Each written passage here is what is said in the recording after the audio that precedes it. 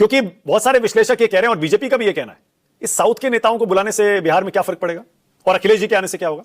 मानक जी, जिस समय में लालू जी और मुलायम जी साथ हुआ करते थे ना, तो दोनों भाई भाजपा के लिए तबाही थे।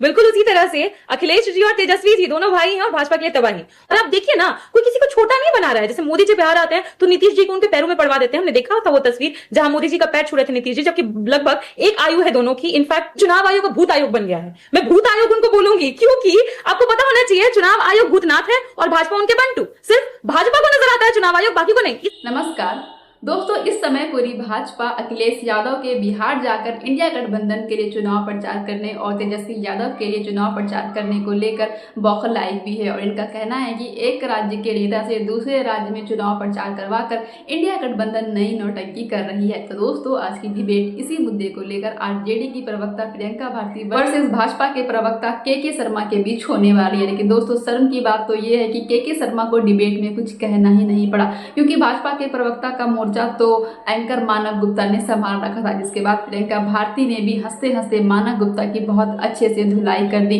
तो दोस्तों, ये डिबेट देखकर आपको बहुत ही मजा आने वाला है। तो चलिए आज की इस डिबेट को बिना देर किए करते हैं स्टार्ट।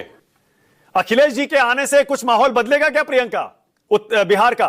और ये जो एक एक करके कभी स्टालिन कभी रेवंत रेड्डी, क्योंकि बहुत सारे विश्लेषक ये कह रहे हैं और बीजेपी का भी ये कहना है, इस साउथ के नेताओं को बुलाने से बिहार में क्या फर्क पड़ेगा और अखिलेश जी के आने से क्या होगा।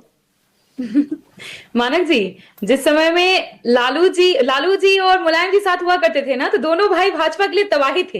बिल्कुल उसी तरह से अखिलेश जी और तेजस्वी जी दोनों भाई हैं और भाजपा के लिए तबाही।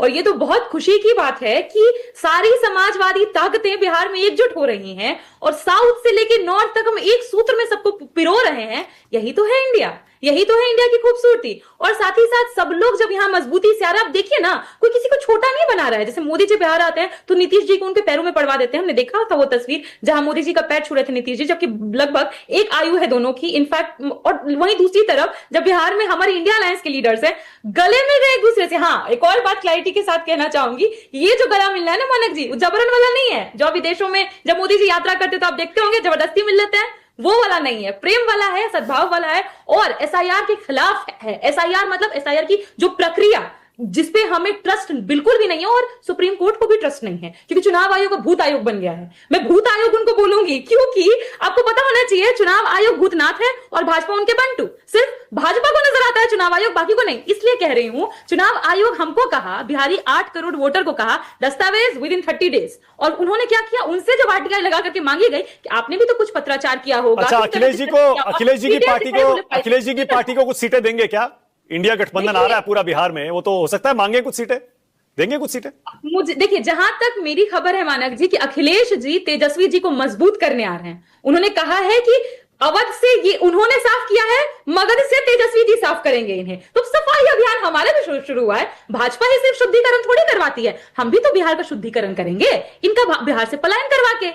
तो हम इसी चक्कर में हैं कि जल्द से जल्द, क्योंकि देखिए हमें पलायन बिल्कुल पसंद नहीं है जब बेरोजगारों का पलायन होता है, लेकिन भाजपा का जब बिहार से पलायन होगा, बिहार एकदम चकाचक हो जाएगा, बढ़िया रास्ते पे निकलेगा। क्योंकि हमारे लीडर के पास विजन भी है और युवा है, जैसे आपने शुरू में लिखा ना, युवा है, करने की शक्ति भी है और बदलाव चाहते भी हैं। जो बुजुर्ग हो गए, मुझे लगता है कि सब थक गए हैं, कुछ करना नहीं चाहते। राहुल गांधी से पूछा गया प्रेस कॉन्फ्रेंस में, उन्होंने तो कहा नहीं कि हाँ तेजस्वी जी सीएम बनेंगे, जबकि तेजस्वी कह चुके हैं पीएम बनेंगे।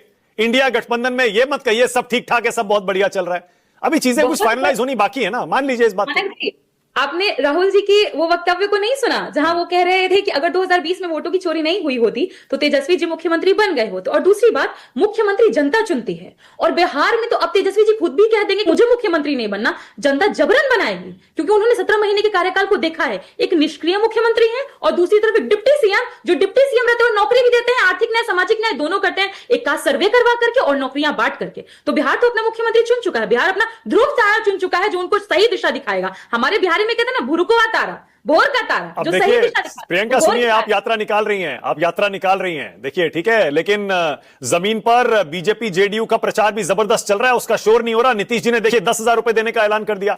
अमित शाह का भाषण सुनिए आप, घुसपैठिया बचाओ यात्रा कर रहे हैं आप।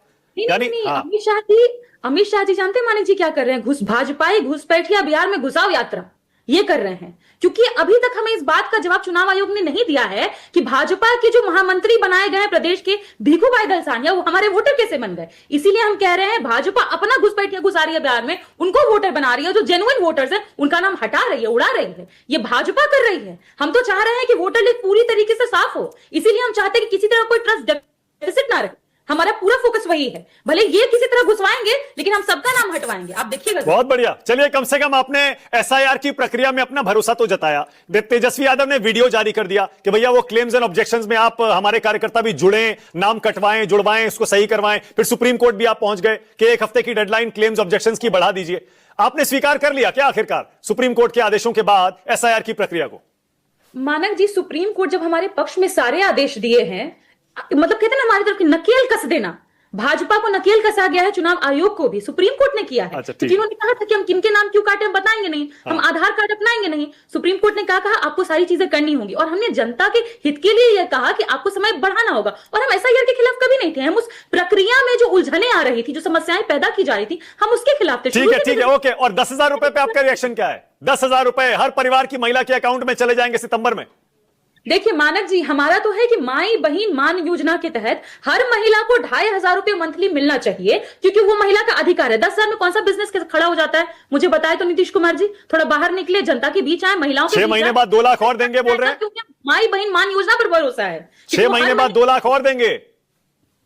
2 महीने बाद 2 लाख, आज तक उस 2 लाख का तो कुछ पता नहीं चला। जो हम लोगों ने जब कास्ट सर्वे करवाया था तो हमें 90,000 प्लस फैमिली मिली थी जो गरीब परिवार थे। हमने तो कहा कि उनको 2 लाख हम देंगे ताकि वो खुद का स्वरोजगार शुरू कर पाए। दिए क्या? नहीं मिला अभी तक।